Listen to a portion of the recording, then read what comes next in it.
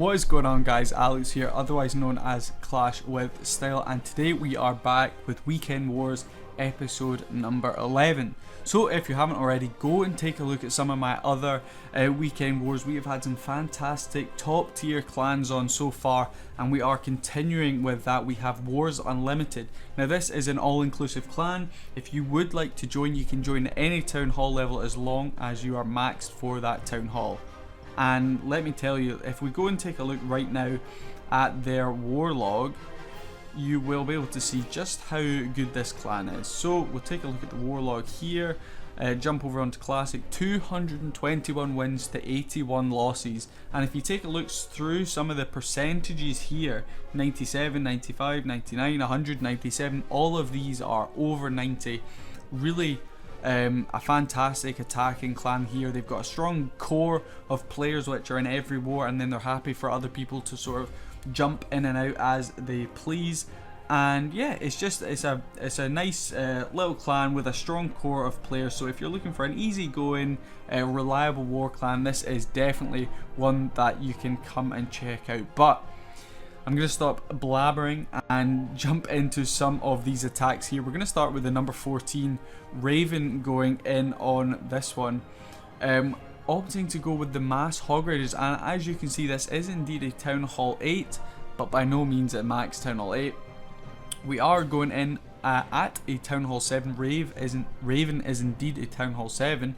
And you can see he's just going to start by drawing that dragon out, taking care of the clan castle troops sooner rather than later, because if he was to leave that dragon unchecked, it could do some serious damage on our hog riders. So taking care of that nice and quickly up the top here with a semicircle of archers there to just clear that out, so we can get started with the core and the main part of our attack, which is of course hog riders. So he gets the hog riders in from this top section, putting one group in and then the rest in. I'm assuming he was wanting maybe those other 9 to go down to the left, but nonetheless they all stick together as a group. The first heal spell goes down there just as that wizard tower goes down. I maybe would have used it slightly earlier.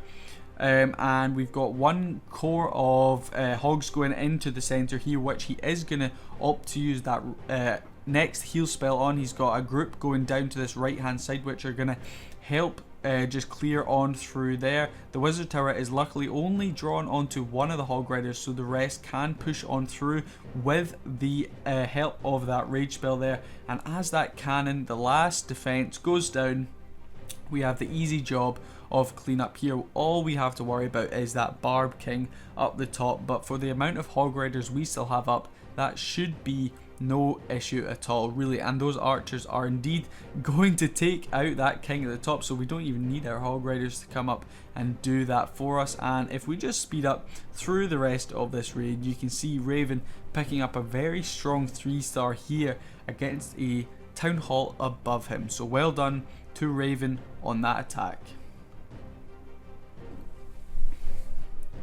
So the next attack we have in this one is a Town Hall 9, and as you can see, he is a very well upgraded Town Hall 9 with a level 30 queen right there, and the enemy's not quite as similarly leveled. We have both them at level 9. He is indeed going in with the go wee, so getting those golems down nice and early.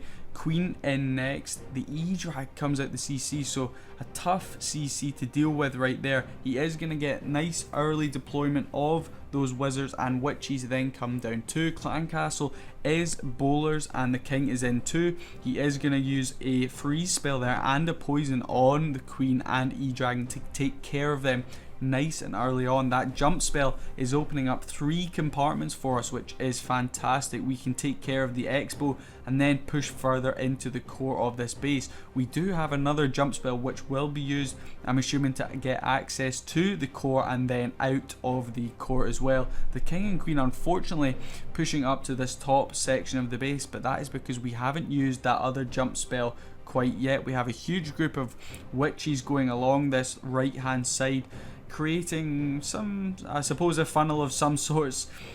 for our core of troops in the center, but unfortunately they are getting picked off here by those Teslas, and it looks like the majority are, so pretty much all of our troops through the center have unfortunately died off.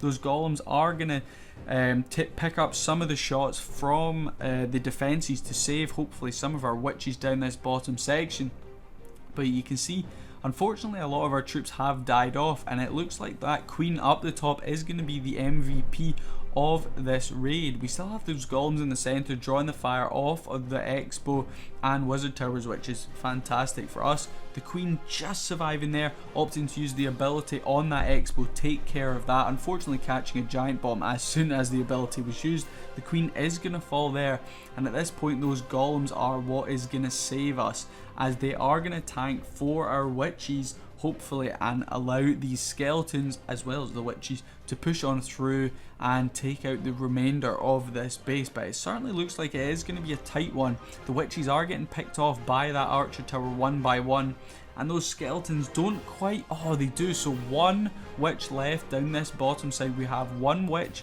that is going to take care of that wizard tower, and look how close an attack this was. We finished off with 2 witches up. So yeah, it was certainly a very close attack. I'm not too sure he chose correctly on the jump spell placements, but nonetheless he does pick up a 3-star there. Town Hall 9 versus Town Hall 9. So well done to Andres on that attack.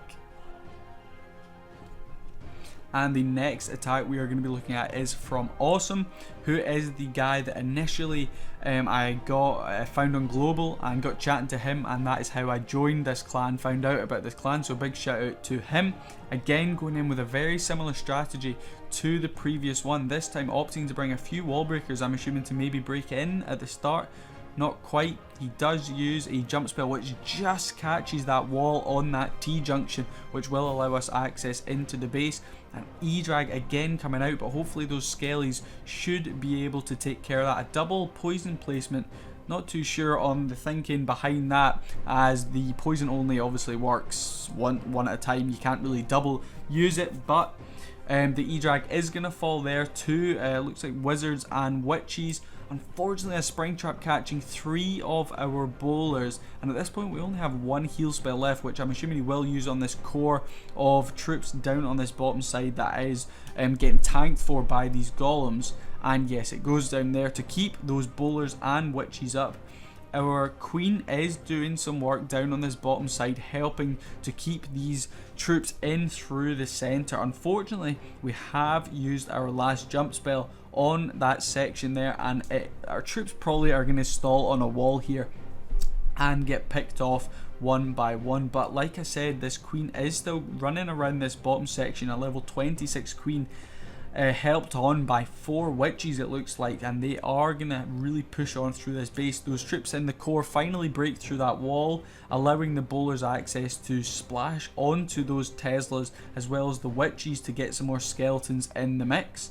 Our queen is still going strong down the bottom and is going to take care of, with the use of the ability, that archer tower, move on and take care of that cannon. So all we have left to worry about is those 2 Teslas, and then that's us. The elixir storage goes down, those witches break in through the wall, and those Teslas are going to get cleaned out by Awesome with, a pretty awesome attack. So well done to him on that 3-star.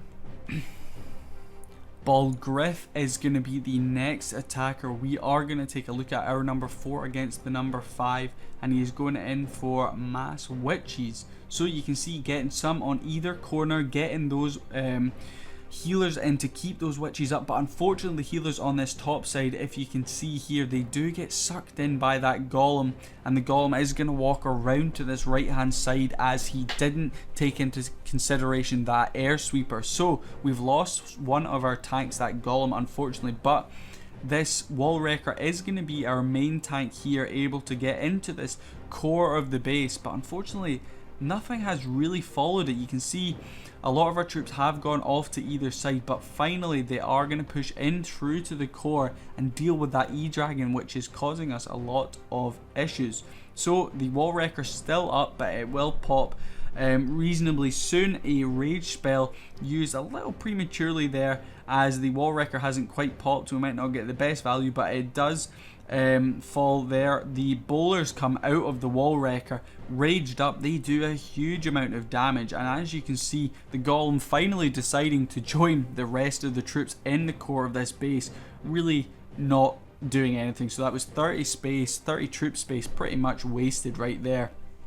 But Balgriff, with his well upgraded Town Hall 10 account, absolutely rips through this base. Really, it didn't stand a chance against his heroes, his well upgraded troops, the wall wrecker, these max level bowlers at the CC, but nonetheless you still have to get these 3 stars done, and that is indeed what Balgriff does. And as these troops merge onto the last building, they're all going to race down to finish off that builder hut and pick up a 3 star for Warz Unlimited right there. So well done to Balgriff on that one. And the 5th and final attack we are going to be looking at is a Town Hall 12 versus Town Hall 11. So obviously it is a dip attack, but it is still well executed, which is why I wanted to show it off. So he is going in for the P.E.K.K.A. Bowbat, it looks like. So he is starting off with 1 P.E.K.K.A. either side to create that funnel. Unfortunately, the P.E.K.K.A. at the top hasn't quite done what he wanted it to do. I'm assuming he wanted it to walk down that right hand side, clear out some of those buildings. The wall wrecker is unfortunately going to get taken, not taken out, I thought it got taken out here, but it certainly gets a lot of damage done to it from those balloons as well as the E-Dragon. You can see it falls there, only able to open up 2 sections of this base, so certainly not getting the value that Thanos probably would have wanted. We have a huge group of bowlers going in on this left hand side. They haven't gone into the core, which is a bit of an issue. So they will get picked off one by one by all of these defenses on this left hand side. The single target Inferno, it's weird to see it with that thick full beam, but obviously the Grand Warden's ability was used through that. The Queen's ability is used at the last second to keep her alive from that other Inferno tower, and as you can see, the P.E.K.K.A. as well as that Ice Golem from the Clan Castle are doing some serious work. Our level 61 Queen is also still up. Our healers are trying to keep them up, but unfortunately getting taken out quickly from that air defense. The air defense had gone down there, and we get our bat portion of the attack underway. So I believe it was 5 bat spells, and we have 2 free spells, and all of the splash damage other than this wizard tower down the bottom has gone down. Is he going to freeze it in time? No. So I'm not really sure why he didn't opt to freeze that wizard tower down the bottom section and keep those bats up. You can see we still have 2 free spells up, so it's not like he didn't have enough to deal with them, but maybe he just missed that wizard tower, hadn't quite planned it properly. But nonetheless, you can see that enemy queen is going to fall to our Grand Warden. The healer is going to pick up this P.E.K.K.A. on the bottom side back up to full health by the time it goes round to these remaining defenses. We have some wizards and archers on this right hand side to aid with cleanup. The warden still helping out a lot here, and he finally uses his free spells on that archer tower, and then I'm assuming he might use it again on the Tesla as they push in there. Yep, so it goes down on the Tesla. The P.E.K.K.A. down the bottom is just going to bash on a wall. No, it's going to walk round to the other wall section, and the Warden finishes it off for Thanos to pick up a 3-star right there. So well done to him. So if we head back onto the war map, we can take a look at some of the war details from this war against a Russian clan, which I still cannot pronounce. So war details, you can see 43 attacks used. Obviously we didn't quite use all of our attacks, but we still did pretty well here. 3 stars, 23 3 stars against 18. So well done to Warz Unlimited on this one, and thank you guys if you have stuck with me through all of this video. Sorry for some of my blabbering, my words getting jumbled up. I'm still just getting back used to recording. It's only been a couple of weeks since I took that 3-year break off YouTube, so bear with me as I stumble through these videos. Hopefully you did enjoy it. If you did, drop a like, and if you would like your clan to feature in Weekend Wars, check out the link in the description to the forum post where you can learn more about it. So I will see you guys in the next video.